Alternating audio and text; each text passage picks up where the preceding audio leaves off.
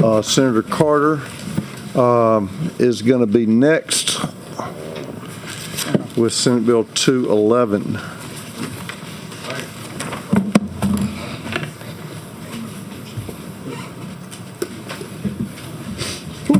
Look at that. Too many people at the table.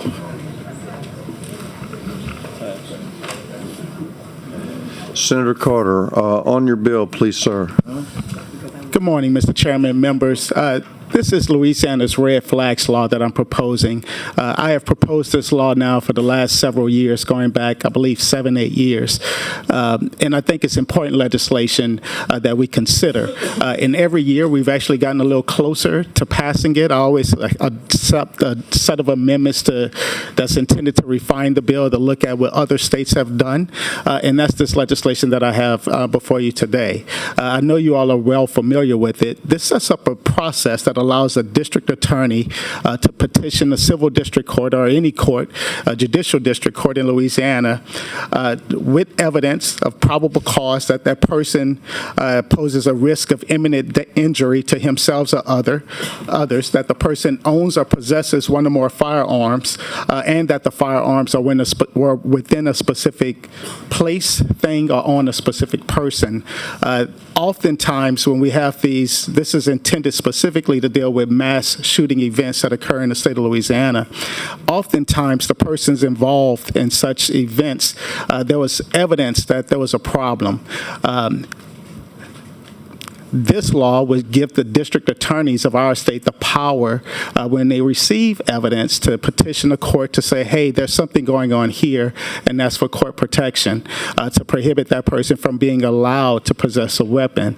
I think it's especially important to do so now that Senator Miguez's constitutional carry is passed, and that's the law of Louisiana. There's some individuals who display red flags that they may use that weapon against themselves or others. We should heed those red flags. We often tell our kids and instruct them that if you see something, you should say something. We've heard many times from spouses who went to a district attorney or went to the police and said, my spouse is a danger to himself or others, and he possessed these weapons. And there's very little that can be done until the event actually takes place. So this is setting up a process to prevent those incidents where there's evidence showing that sufficient evidence from a district attorney to a court of law. I gladly answer any questions that you all may have. I know we discussed this bill at length a number of times before, and I gladly accept any amendments to help make it better. Thank you, Senator Carter. Senator Barrow for a question. Thank Call me you. Rep. That's a tough day for a senator, huh, Mr. Chairman? Well, don't feel bad. He called me Rep too. But Did I call you representative just now? you did. Not me. just now, but earlier. I I thought I consider that a said motion? Senator Barrow. I'm sorry. But I did. I'm sorry. We did serve in the House together, all three of us. So, Yes, we did. You know, Yes, we old habits did. die hard when you're elderly. So, And so, look, let me just say, Offense taken, we Mr. kind of Chairman. started off together, right? So we always give each other a pass and grace on that. But I do want to say thank you again, Senator Carter, for bringing this measure again. And I would like to ask you, what states currently have a law similar to this? I don't have the list in front of us, but there's a growing number of states. Okay. Connecticut has it. Illinois has it. I believe Florida has it. Most recently passed it. And other states are passing in these sorts of laws. I can give you the exact numbers, but I don't have them in front of me. Yeah, I do know that several states have passed this particular law, and one of the things that you said that really kind of concerns me a little bit, especially in domestic violence situations where we can recognize that there's something happening, but no action is taken until the last minute and until something fatally happens, and then action is taken. So I believe this is a great measure, Mr. Chairman, and at the appropriate time, I'd like to move favorably. Thank you, Senator. thank you, Senator Barrow. Senator Miguez for a question. Thank you, Mr. Chairman. Senator Carter, fellow member of the New Caucus, New Iberia, New Orleans, very different places. The New Caucus, I like that. What I like is that we can always have some open dialogue. Yes. First of all, congratulations, if you agree. The crime rates are down now in New Orleans, correct? crime rates are down, and we're glad that crime rates are down. And I say this, success has many fathers. There's lots of people taking credit, so to speak, for the crime rate in New Orleans going down. Everyone can take credit for it. I'm glad the crime rates are down, but quite honestly, they're too high. I had a tragic incident in my district last night. I think it was last night. It was the last night or this morning, where an infant little girl was shot in the head in my district. There's too much gun violence. There's too much crime, and this legislation has nothing to do with that. But there's too much crime. You do recognize the work of this legislature, the work of our governor, and a special crime session has paid some dividends for the city of New Orleans and across this state. There's many people that deserve credit. I'm thankful for the state police. I'm thankful for the NOPD. I'm thankful for a lot of funding from the legislature. I'm thankful for the funding from the legislature. I'm thankful for all of that, of course. If there's someone that I'm leaving out for giving credit, though, we'll give you credit. No, no, I give credit to the whole team, the pro-Louisiana team, the one Louisiana team that we have in place. This isn't politics, though. I mean, what I want to point out, too, is when we brought constitutional carry, it was a very important piece of legislation. It was SB 1 during the special crime session. It was part of the governor's package to address crime issues by empowering individuals the right to defend themselves and their loved ones, and there was a lot of contention that it would turn Louisiana into the Wild Wild West. And we looked at data from Ohio, and we saw that I think in 6 of their 8 major cities, the crime rates had actually gone down after constitutional carry is put in place, and we're seeing the same thing in place now. So I'm just setting the stage. I don't know if constitutional carry has anything to do with the crime rates going down in New Orleans, but if you have evidence that shows that, again, I'm just glad the rates are going down and whatever's causing it. But I will tell you, Senator, that there's a lot of concern about the dangers of guns in my district. There's too much gun violence. I just referenced the incident where a little girl was shot in the head, an infant child. There's too many guns, quite honestly, in my district. And so we need to make certain that I'm a big supporter of the Second Amendment. I'm a big supporter. I have, as you know, you helped me, we've shot guns together. But there are certain people that display red flags showing that they're a danger to others, and those individuals should not be allowed to possess a weapon. And how do we go about doing that in a constitutional sort of way? By making certain that we arm our district attorneys with a process, with a due process that enables them to protect the public from individuals who should not be bearing a weapon. We have shot guns together. I would say you're not the best shot, but you're definitely improving. I'm not hesitating to take a shot. I'll tell you that. I'm very I'm not hesitant to shoot. I'm very empathetic to the loss of life across the state with violent criminals use guns in an irresponsible manner. But we have to remember that these, in most cases, are violent criminals. Those who have concealed carry permits or those who responsibly carry under the constitutional carry law are generally not the people out there causing this destructive nature and destroying people's families. This is aimed at a small subset of people who are causing those mass shooting events, and so they're really small at them. And I tell you, I've met with individuals who have opposed this legislation, and I've tried my best to listen to their concerns so I can accept amendments, that would better the legislation. And one of the things I'm considering is the setting up of the process. This should apply to a small subset of individuals that are intending to cause harm to a large number of people. And how do we go about a process to protect them? If there are concerns with the district attorney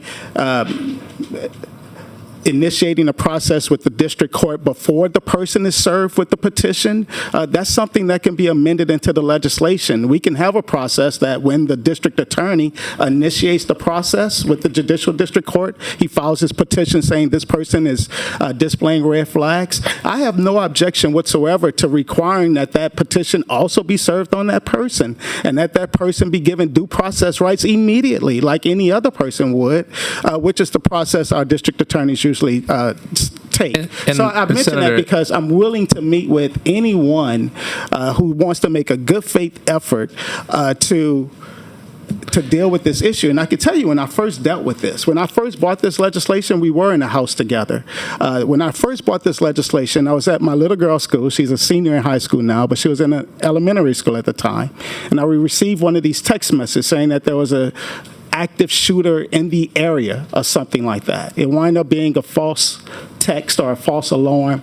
But that panic that I received as a parent, no one wants to receive that, and this is intended to address that problem. No one, whether you're a Democrat, whether you're a Republican, whether you're part of the new caucus, we don't want a school shooting. We don't. We want to make certain that And a small set of people who are displaying those dangerous behaviors are prohibited from possessing a weapon.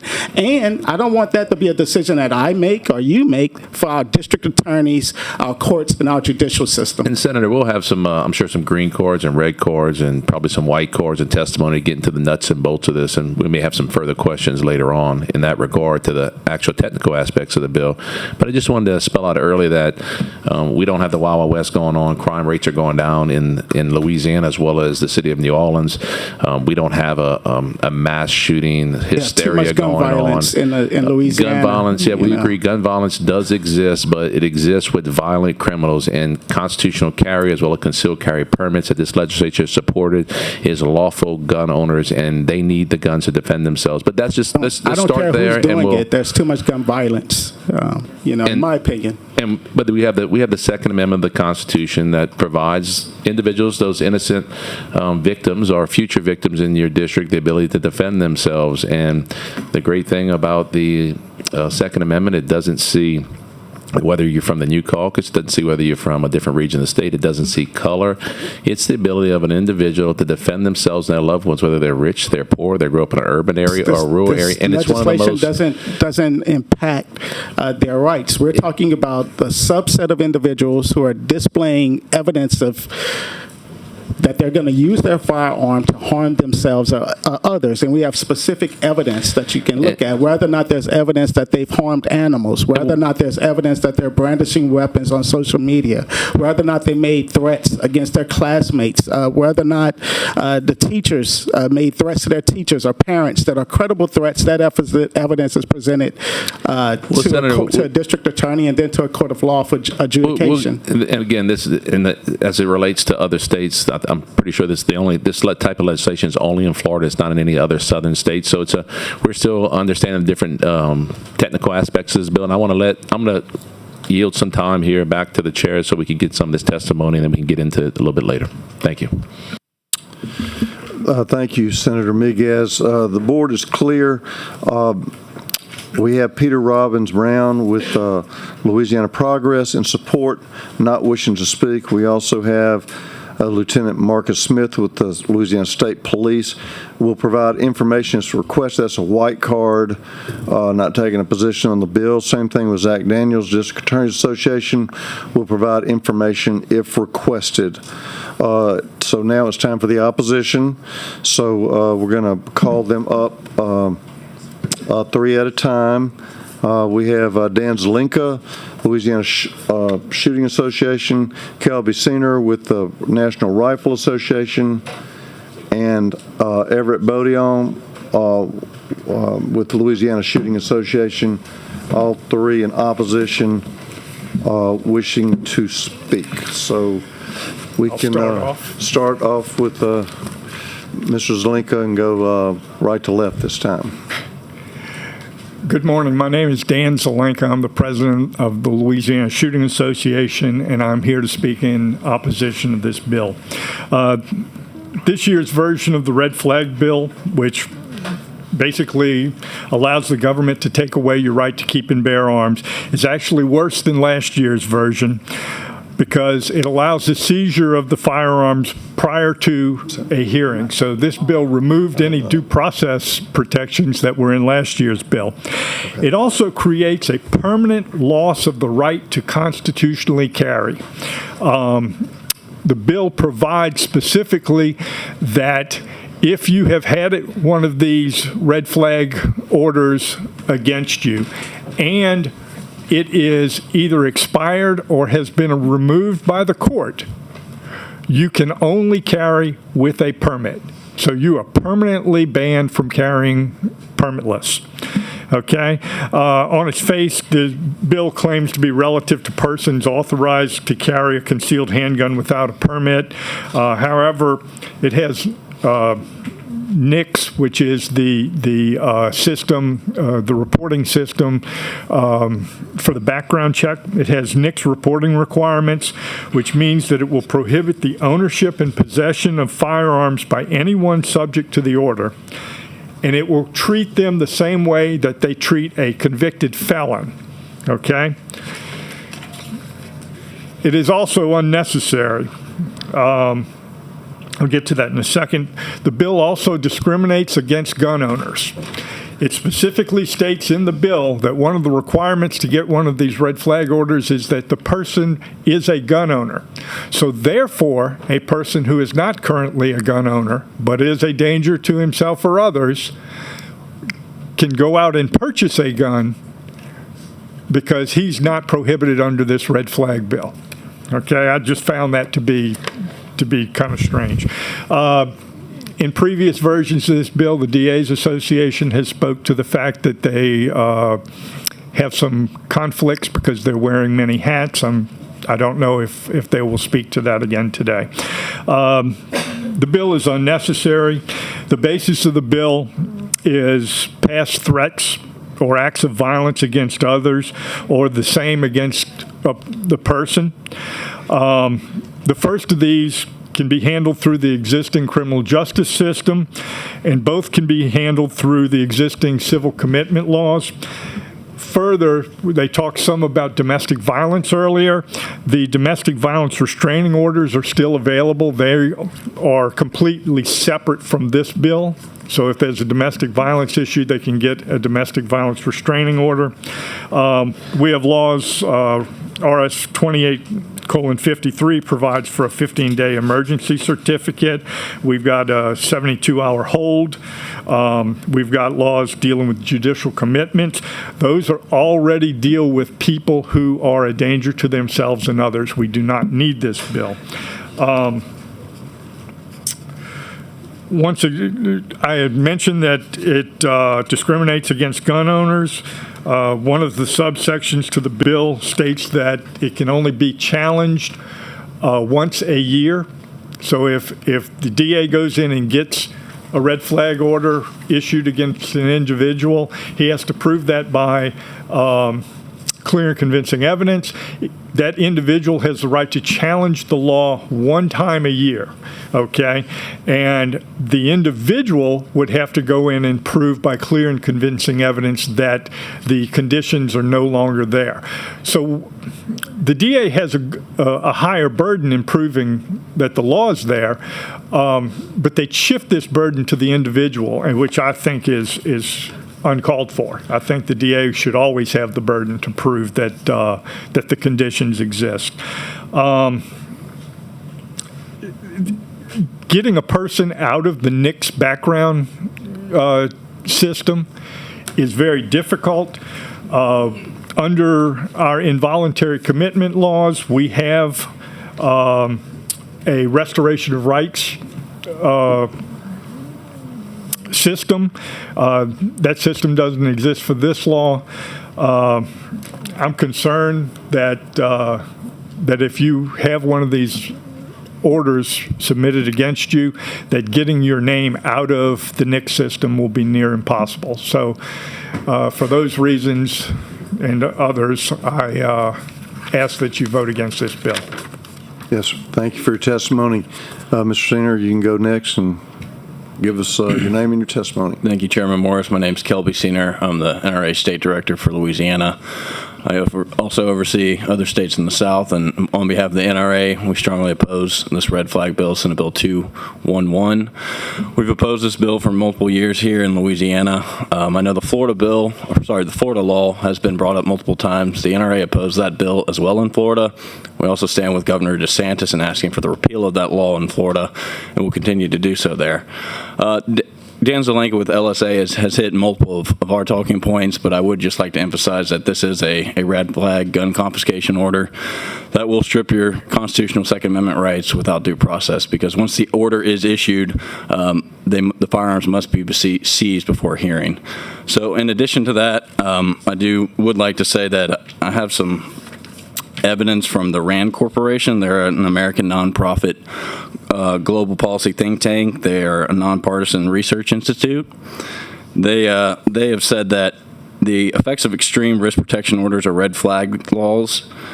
There's been no conclusive evidence that red flag laws reduce violent crime, mass shootings, suicide, or unintentional injuries and deaths.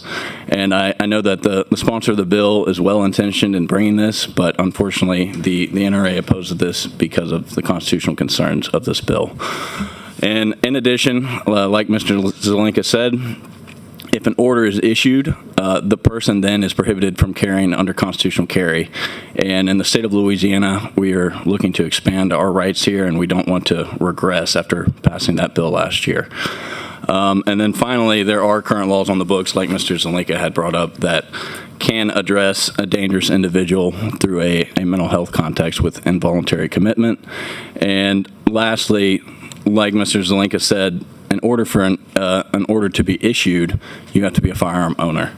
This does not address any other dangerous weapons or other conduct, and at the end of the day, the individual that this order is issued against, this does not address their conduct. This is simply removing a so-called dangerous firearm from their possession. So with that, I respectfully urge the committee to oppose Senate Bill 211 and stand for any questions. Thank you. Thank you for your testimony. Mr. Bodian, you're next. Good morning, Senators. Thank you. My name is Everett Bodian, the Vice President of Louisiana Shooting Association. As Senator Carter pointed out, we've been at this 7 or 8 years, and our testimony has largely remained the same for a lot of the same issues, which, again, remain unaddressed because I think the history of this bill shows that the attempts to address the due process concerns that are with it never actually fully address them and show the fundamental core problem that this has always had. Mr. Zelenka has gotten very good at summarizing all of our points, as he's done already, so I don't want to retread all the same ground. I am also interested to hear if the District Attorneys Association has any additional information, because they, I think 2 years ago now, brought up a very interesting procedural problem that this faces that they can better speak to. But again, to summarize, this bill does nothing new. Everything that this bill seeks to do can already be handled with full due process protections under various other aspects of the law. The acts that would constitute probable cause under this bill are all criminal acts. The reckless display, brandishing, or use of a firearm are all punishable, and illegal use of weapons, aggravated assault with a firearm at the felony level. If somebody has committed one of those acts and there's probable cause to believe they've committed that act, then they can be arrested. Their guns can be confiscated as part of a bond requirement. They are not allowed to buy a gun if they're under indictment for a felony under federal law. The law already covers that situation exactly. If a person is a danger to themselves, we have the civil commitment law. If a person is a danger to a spouse or dating partner, we have already got the domestic violence restraining orders, which also prohibit somebody from possessing a firearm. So it's already all covered. And then there is the issue that if there is something that would constitute a criminal act or a possible future criminal act arises from the same conduct, and the district attorney files the civil petition under this as the affiant, and then that act does rise to the level of a crime or has already risen to the level of a crime which is later prosecuted, then the DAs might be conflicted out from prosecuting that crime as they were the affiant in the other procedure. So again, it does nothing new. It seems to want to prohibit somebody from exercising their constitutional rights for a burden of proof lower than that for the criminal procedure, which we believe it should always be at that higher burden. And again, if someone is a threat to other people and this only seeks to take away their firearms, but then still leave them at large, they have all the other means at their disposal if they want to hurt other people. And now they have been made more angry by this sort of procedure while they're still running around at large. If someone has done something that would constitute a crime, that is, they are a risk to other people, they should be arrested and they should be put into jail while they are a threat to other people. Simply taking their guns away might only make them more angry. Thank you. Okay, thank you. Senator Barrow does have a question. Yeah. Thank you so much, Mr. Chairman. And any of you gentlemen can take the question. Have any one of you reached out to the author to work on some of the things that you highlighted as being issues with the bill? You want me to take it? No, ma'am. Okay. I don't think our issues with the bill are curable. That's the problem. Okay. So even in you thinking that they're not curable, you didn't even entertain maybe anything with him that could have been a possible solution?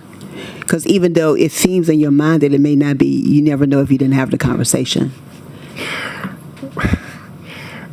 I can't. You disagree? I do disagree because I can't state that I've never had a conversation with Senator Carter because I talk to him every year. Every year that we oppose this bill, and like he said, he's brought it 7 or 8 times. It changes from year to year. Sometimes it gets better, sometimes it gets worse, but it has never been able to address all of our concerns because I don't think that it can address our concerns and still exist. So, in essence, in your mind, there is nothing that can be done to try to make sure that we are safeguarding some of our citizens from individuals who may have some mental illness. One of our points is that those laws already exist. Okay, specifically RS 28:53, RS 28:53.2, RS 28:54. They already exist. So someone who has, let's say, mental issues, who is a danger to himself and others, can already be involuntarily committed, and that involuntary commitment comes with the prohibition of owning or purchasing firearms. It already exists. If it is in a domestic violence situation, they can a person who is at risk in a domestic violence situation can get a judge to issue an order, a domestic violence restraining order, and against their spouse or boyfriend or whatever it is, and then that person becomes a prohibited person under federal law, which prohibits him from either possessing or purchasing a firearm. Okay? So now we've taken 2 of the situations. The third situation is all of the underlying criminal acts are already crimes. They get arrested for the crime. A condition of bail is you can't possess a firearm, and then since you're under indictment or under a bill of information, you cannot purchase a firearm. So once again, it's already taken care of under our present law. So you think? I believe. So you think? Yes, ma'am. So you think? So this is going to be real interesting because the next bill is going to really kind of lead up to this. Because I'm sure that none of you guys have probably been in an abusive situation. So just because an individual may have a gun taken away from them, the process by which that is done can be very lengthy, especially here in Louisiana, since we don't really have that many mental facilities. And then the whole court process by which that judgment can be rendered, because it may not be, and then what that individual may go through in terms of assault, even without the weapon being used. This is going to really be interesting. So we think that work, but I can tell you that it doesn't. And there have been individuals who have been in those situations who have been faced with someone who have seemingly have some kind of mental challenges, but they had no safeguards. And they had to run a fear for their life. My question is, do you think that... No, you can't ask me a question. Oh, I can okay. ask you a question. Just going to say, if you have... But you can do a hypothetical.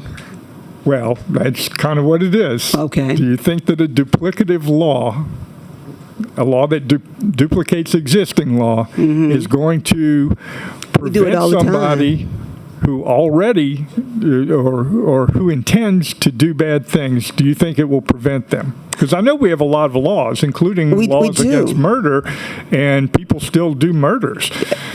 And it doesn't stop us from trying to come up with additional laws to have more belts and suspenders to try to ensure the safety. Now, I really don't want to get into this because this becomes very sensitive. And when I hear from people who have lost children who have been a part of a crime scene where you've had an active shooter, because that is horrible.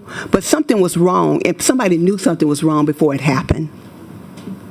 But there was no intervention. And then somebody's child, unfortunately, or children have died. To the guy with in the middle, Mr. Kelby, Yes, ma'am. right?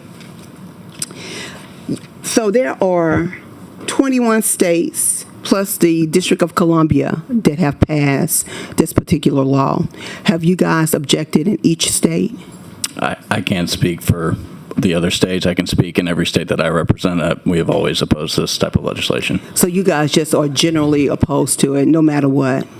Yes, ma'am. So you guys are for constitutional rights? Yes, we advocate for the Second Amendment rights of all law-abiding Second Amendment citizens. rights, and because somebody said something about constitutional rights. I thought it was you. Okay, so y'all do believe in constitutional rights, and that applies in everything?